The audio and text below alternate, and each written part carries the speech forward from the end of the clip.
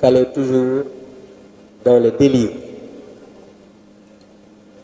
Vous savez, M. Ousmane Sonko s'est permis d'aller sur l'esplanade du stade parce que, vous savez, j'ai entendu tout le temps, ou bien partout, on dit oui, une mobilisation exceptionnelle. Cela ne nous émeut pas.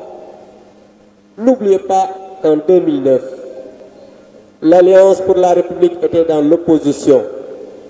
Et en 2011, on a fait l'investiture du candidat Macky Sall sur l'esplanade de Diamalaye, qui fait 7 fois un terrain de football. Et on était dans l'opposition. Au pouvoir, on a rempli le stade Léopold Sédar Senghor. Lui, il était sur l'esplanade.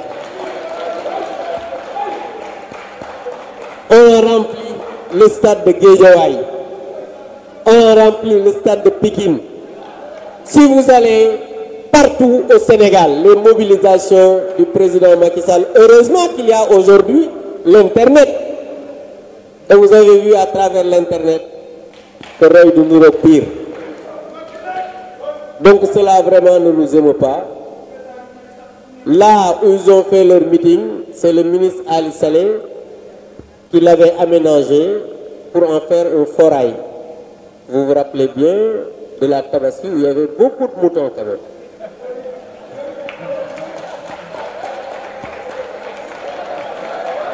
Chers journalistes, M. Ousmane Sonko a dit que quiconque dit que la dette cachée n'existe pas ira en prison. Ousmane Sonko, moi je dis que la dette cachée n'existe pas au Sénégal. Parce que, vous savez, s'il vous plaît, on n'est pas, s'il vous plaît, ce que je dis, ça peut être documenté parce que ce qu'on dit, nous le disons avec des faits. D'après les investigations qu'on a faites et qu'on a dit partout, ce qu'ils disent d'être caché, c'est environ 4700 milliards. Et sur ces 4700 milliards, 30% fait partie la dette contingente, c'est-à-dire les sociétés qui est tout le temps montrée par le bulletin statistique de la dette qui n'est pas sorti depuis juin 2014. Et on demande sa publication, jusqu'à présent ils l'ont caché. Le bulletin statistique de la dette depuis juin 2024. Ce bulletin qui est un document public n'est pas sorti. Donc Ousmane, avec ton gouvernement, sortez le bulletin statistique de la dette. Autre chose, je parlais des 30%. Parmi les 66%, il y a 2000 milliards qui représentent 66%. C'est la dette centrale. Parce qu'aujourd'hui, quand un État vient, change le mode de calcul en disant que je vais prendre la dette centrale, cumulée à la dette contingente, et ça nous ramène à 132%, mais cet État-là doit prendre ses responsabilités pour dire que j'ai changé de mode de calcul. Parce que le FMI, je vous rappelle, que le FMI ne produit pas de chiffres. Le FMI travaille avec les chiffres que le gouvernement lui a donnés. Ça, il faut que vous le sachiez. Quand le FMI vient, le gouvernement lui donne son mode de calcul. Et c'est à travers ça que le FMI dit, par rapport aux exigences des convergences de l'UEMOA, voilà votre seuil de la dette, voilà ce que vous avez fait contracter avec les bailleurs multilatéraux, et ensuite, ce qu'il y a eu comme facilité de crédit avec les banques locales. Mais ça, c'est un débat technique que Ousmane Sonko ne peut pas comprendre.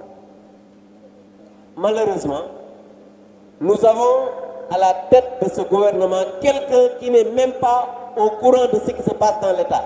Il s'est permis de dire que Pape Malick Ndour a été épinglé par le rapport du PRODAC. Écoutez bien ce que je vais vous dire.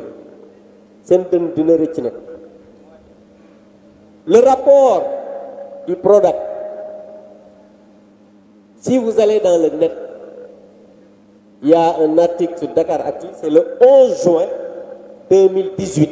C'est sorti, 11 juin 2018.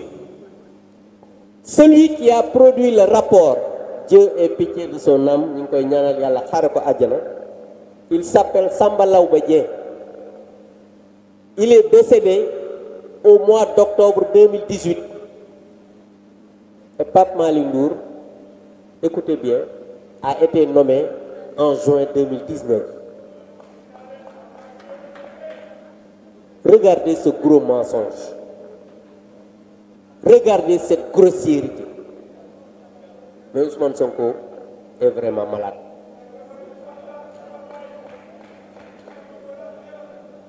Et je voudrais que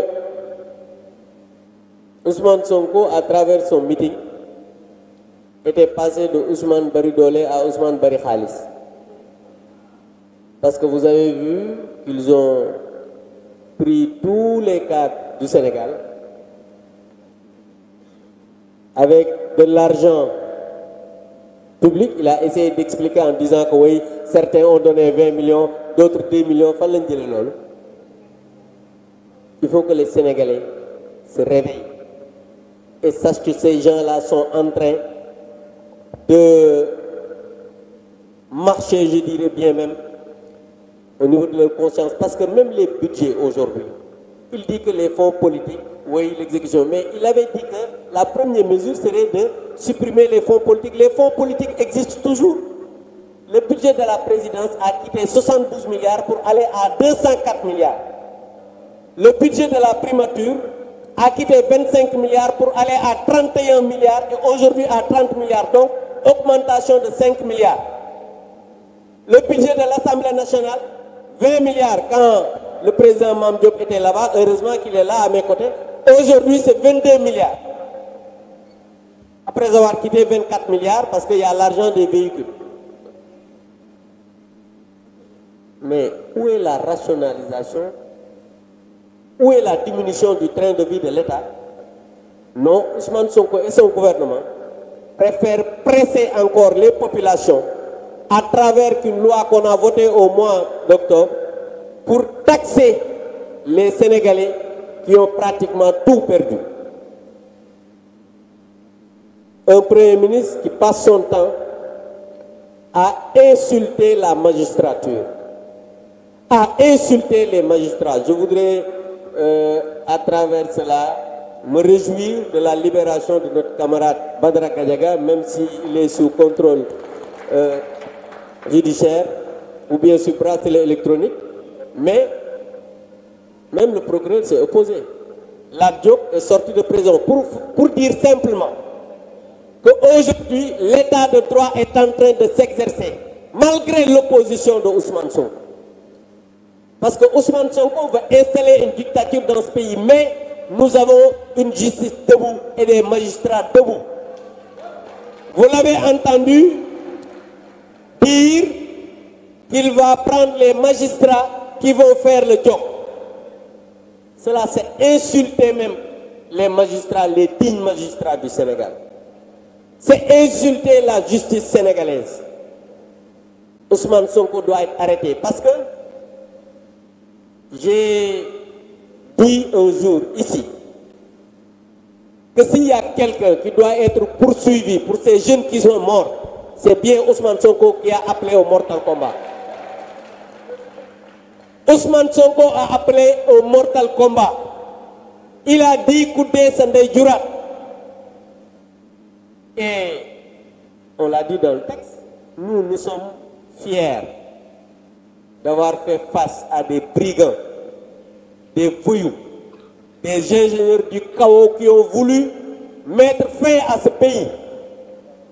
Et le président Macky Sall, en toute responsabilité avec son gouvernement, et les forces de défense et de sécurité que nous félicitons, ont fait face à ces ingénieurs du chaos.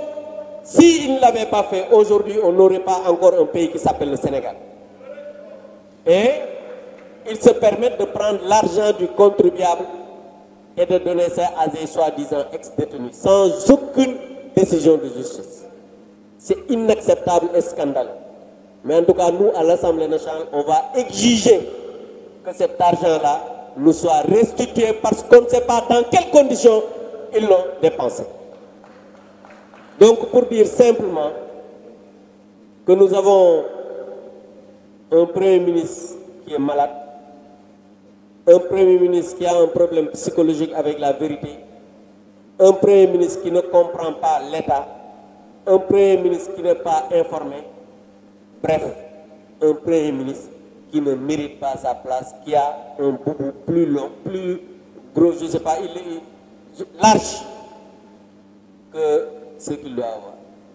Donc vraiment, malheureusement, on a un homme comme ça à la tête du gouvernement qui a un problème avec tout le monde, mais enfin, il a un problème avec lui-même.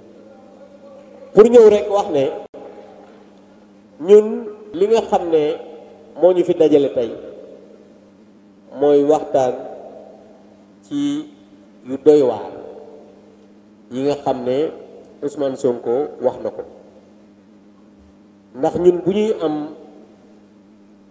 dégg-dégg muy wax dañuy gis nit koo xam ne dafa feebar nit koo xam ne dafa am problème président maam wax na ko léegi ak dëgg ndax premier ministre normalement ci réew mu mel ne Sénégal war naa mën a am information ci li nga xam ne ay nit ñi sax xam nañ ko ñu ne Pape Malick benn cabinet d'expertise privé moom moo ko épinglé ci benn rapport moom mu ne rapport Prodac moo ko épinglé parce que moom dafa am problème ci bopp bi mooy rapport Prodac moo tax nekkul candidat te mënul nekk candidat 2029 parce que loolu coow li yëpp loolu moo ko indi xam nga Ousmane dafa war a xam ne suñu borom mooy fal ñun suñu yoon nekkul ci digganteem ak Diomaye parce que ñoom ñëpp a yam c'est qu'il faut que les gens comprennent que ñun nekkuñu fi di défendre Diomaye wala keneen ñun Diomaye mook Ousmane Sonko ñoo yam c'est parce que Diomaye moo nekk président de la République ñuy wax ne la République ñun Alliance pour la République dañu war a défendre la République dañu war a défendre les institutions le président de la République suñu naan dafa war a jël ses responsabilités c'est par rapport à la République du Sénégal mais Diomaye ak Ousmane ñoom ñëpp ci pot loolu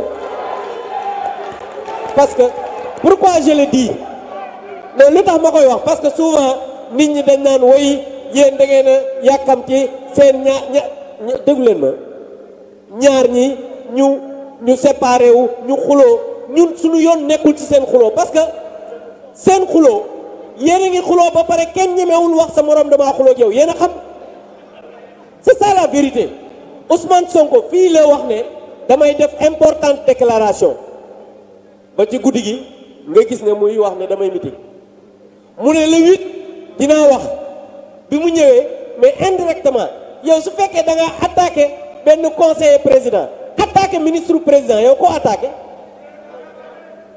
xam nga saway bu ñu naxante gis nga seen yii ñuy def république bi la ñu bëgg a daaneel ñun nag duñu nangu ko daaneel république bi moo tax ñuy wax ne dégg ngeen un député di jox ultimatum président de la république pour mu dax Abdourahmane Diouf parce que demain ci ngoon la war a jaar assemblée nationale suba la war a jaar assemblée nationale man nag dinaa ci dem xool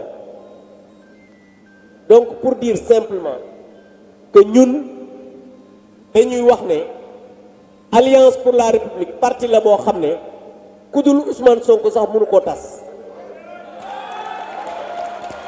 parti bu responsable la président bi nga xam ne moo ko jiite muy président Macky Sall dafa def fii ci réew mi bilan boo xamante ne nii lépp loo xamante ne nii jël nañ ko dans tous les secteurs da ngay gis ne am na ay réalisation la preuve ba ñu ñëwee ba léegi depuis 18 mois ngénte ay doom yu jurul lañ fi nekk muy BRT di TER bi di centre yi ñuy liggéeyee affaire stade bi li nga xamante ne nii moom mooy ci wàllu ndox mi ci wàllu courant bi hôpitaux ñoom lenn rek lañ fi def te loolu sénégalais yi xam nañ ko mooy yokk ndox mi ci taxi yi barki Dembo Ndiaye yokk taxi yi ci courant bi yokk dund bi gën a cher ba pare dem inauguré statue Lat Dior ca Thiès loolu de laa gis man lu ñu fi def à part ça lu dul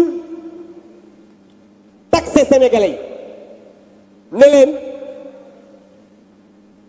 cotiser leen ma nguuru parce que moom bi muy jël nguur gi yéen a ngi fàttaliku chaque jour ñu ne xaw ma lan tour cotiser leen ma falu moom mu falu wax bëgg a wax ne cotiser leen ma nguuru waxoon naa ko assemblée keroog ne leen dafa mel ne mooy mer ndate mi ci koñ bi rek yor natt bi ku tekki mu ne lebal ma ci loolu nag mënul nekk il faut que ñu xam ne Sénégal réewu jàmm la Sénégal réewu république la te waxoon naa leen ko Pape Malick Ndour ci tubaab wax naa ko sànq Ousmane Sonko moom moo wax ne rapport Prodac moom moo ko épinglé rapport bi en 2018 juin boo xoolee ci internet Dakaractu génne na ko ki nga xam ne moo def rapport bi yàlla na ko yàlla yërëm te yeexe ñu moom génn na àdduna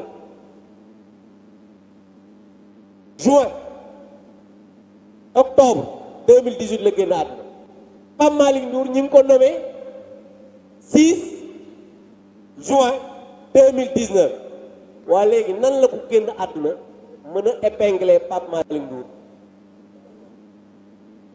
xam nga ñàkk wax dëgg sax mën nañ ko comprendre mais di fenal ñoo xam ne génn nañ àdduna loolu musiba la donc vraiment wax ji du sori ñu ngi leen di sant di leen gërëm di wax ne ñun lenn rek la ñuy wax Ousmane Sonko na xam ne 2029 du bokk ba pare ñi ngi wax ne na publier les rapports yi nga xam ne moom lañ koy laaj su boobaa nag je pense que coow li wasaa coow li jeex wasalaamaaleykum wa rahmatullah